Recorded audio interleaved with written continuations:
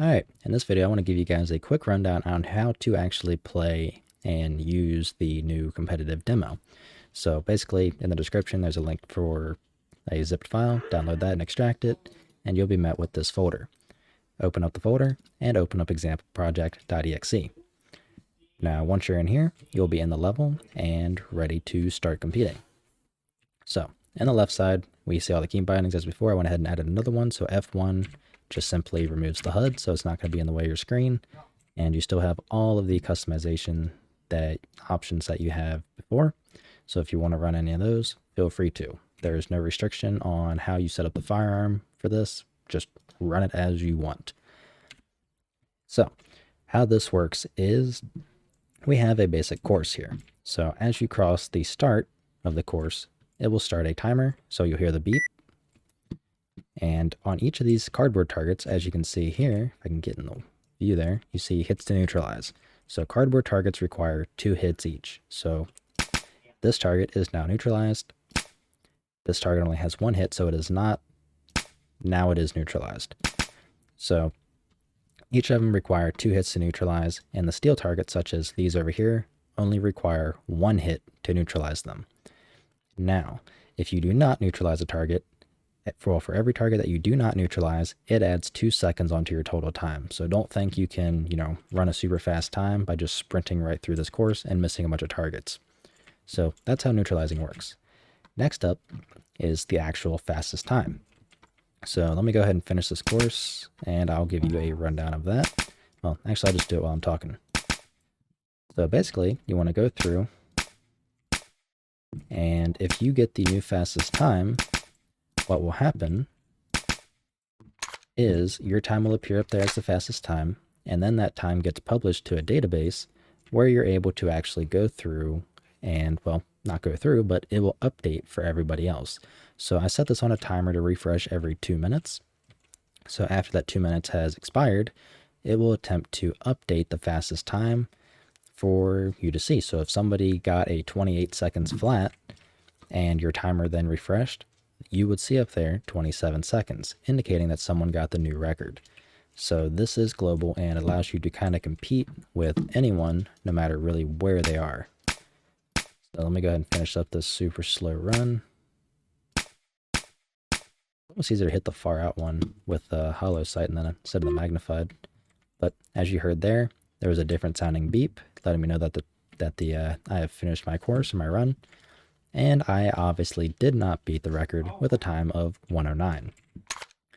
So that is how the daytime is set up. The nighttime is set up in a very similar manner, but the course is a little bit different.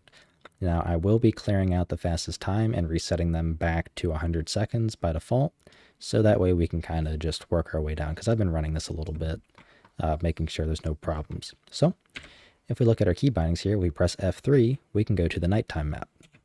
So let's go here. And as you can see, it is very much the same. However, the course itself is different. So let me give you a quick run through of this. And you are going to want to have a flashlight on the firearm, at least. If you don't have a flashlight, then you are going to want to run the night vision magnifier right here, which adds the nods behind your reticle. So, same thing as always. The only difference is it's nighttime and the course is different. So we have, let me go to here. 3 cardboards right on the left, 1 cardboard and 1 steel now. Then on the right, 2 cardboards. Then behind these barrels, just like last time. I hit it? Yes, I did. We have 3 steel poppers. Then we have, again, 3 steel poppers. And 3 cardboard targets. Then on the left, 1 cardboard. And then the remainder are steel. And then we can just come right back and run through our stop. And when we run through the stop, we have our time. So our time just then was 42.4 seconds. Now with this one and the daytime, you are going to have to reload at some point, because again, requires over 30 shots. But I ended up giving you guys a total of, I think it's like 1,500 rounds or something like that of ammo. So if you run out, literally all you have to do is just switch maps. and you'll be completely refreshed. It reloads everything, and you're good to go and ready to continue. So that wraps up pretty much everything that you need to know. There is no restriction on attachments or anything like that you can set up and use, so feel free to run lights, lasers, oil filter suppressors with thermals, and then throw a sight on top of that, because, you know, freedom's the best thing ever. Anyways, that is going to be all for this video. Like I said before, there's going to be a link for this in the description. Let me know if you have any problems.